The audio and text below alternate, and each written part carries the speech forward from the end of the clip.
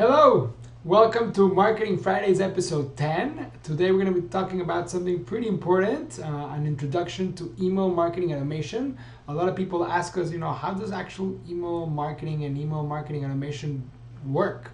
So in this episode, we're going to be covering that so that you really get a good understanding and introduction to how it works. All right, let's get to it.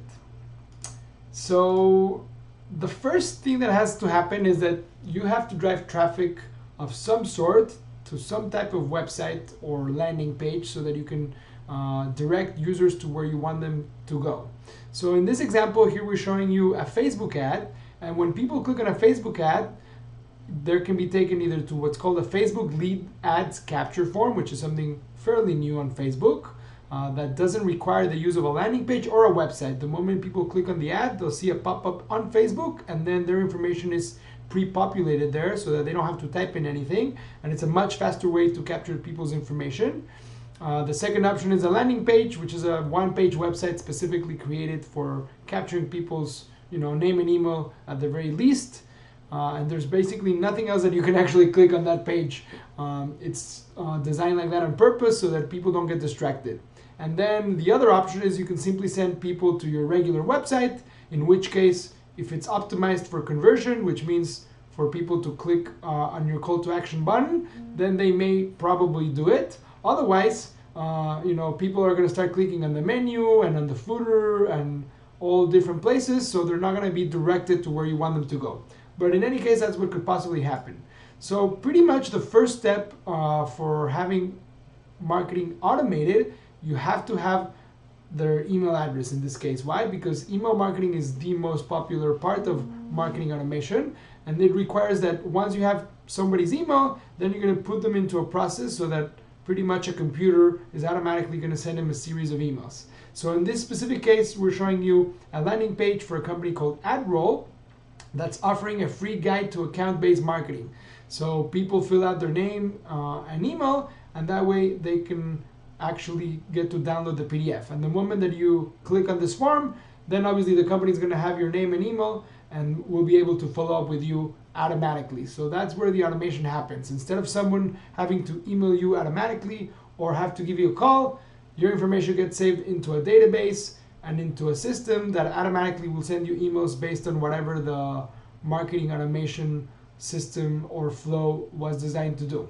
Another important thing to keep in mind is here, this is a statistic from leadpages.net. It's a software that's focused on creating landing page software to make it easy to create landing pages. And it says, about 95% of conversions, that means people filling out a form or clicking on a button or giving you a call, but something that you can track, which includes, of course, creating leads or potential clients, which is directly related to how much money or revenue a company creates.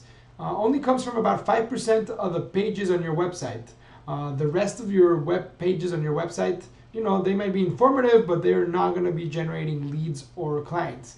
In the most simple scenario, if you have a 5-page website, the page that would generate the leads, it's probably going to be the contact page, right? Where people go and are going to fill out the form to get in touch with you. In that case, of course, 1 page out of 5 would be 20%. But assuming you have a larger site, most likely only very few pages are going to be the ones that are going to be creating and generating leads for you. Why is this important? It's important because all those other pages that people are visiting are not really that relevant. So obviously Lead Pages is mentioning this statistic because they want you to buy their software, which is all about creating one-page websites, again called landing pages. But it's also important for you because in this specific topic about email marketing automation, the rest of the sales process really happens through email and not on your website, right? This is why this is important.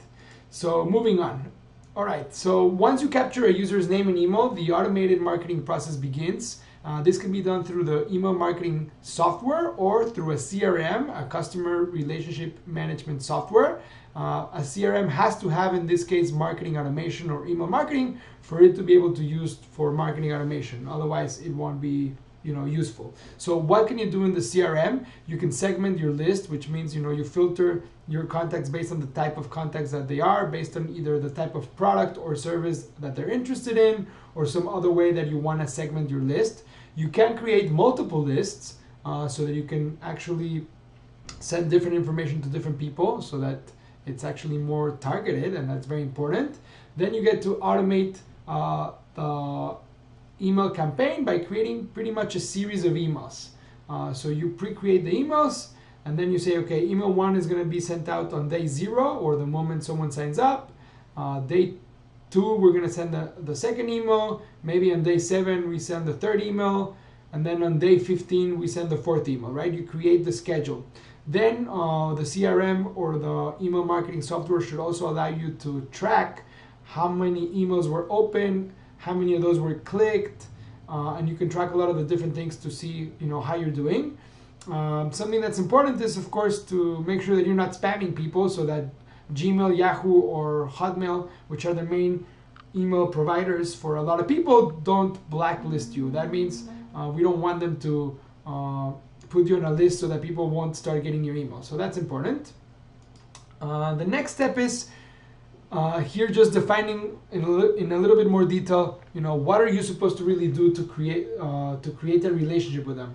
So think about all these series of emails acting like your sales agent. So marketing automation really is more like sales automation, right? Where the emails that are informing your potential clients about who it is that you are, what it is you offer, and how you solve their pain points is all about. So these series of emails have to be delivered in a timely fashion. That means, you don't want to send 3 emails in one day, or you also don't want to send 1 email in one day and then another the second day and another the third day, because that might not be necessarily very good. It depends really on your industry and your company, but usually you got to think about how you're going to send them. And the whole goal of this is really to create brand awareness as well as being informative, so that when people are going to be ready to buy from you, they'll actually remember that you exist, which is the same thing that pretty much a sales agent that would call someone regularly to follow up with them is doing. They're reminding them that the company exists.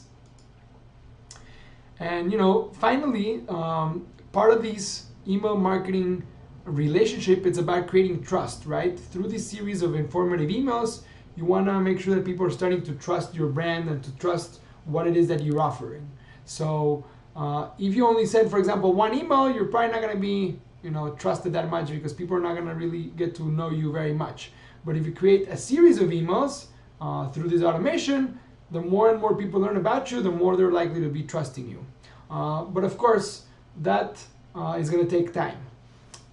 Okay, and then some of you might be asking themselves, okay, so this sounds all awesome, but how do we really make money out of this marketing automation? How do we get people to buy from us? And that's a very important point. So to keep in mind, which I didn't mention before, these emails should not be about directly what it is that you're trying to sell to them. Because if you initially start just sending people emails about what it is you're selling, they're going to quickly unsubscribe and you're not going to be reaching them any longer. So the idea here is you first have to provide a lot of value first.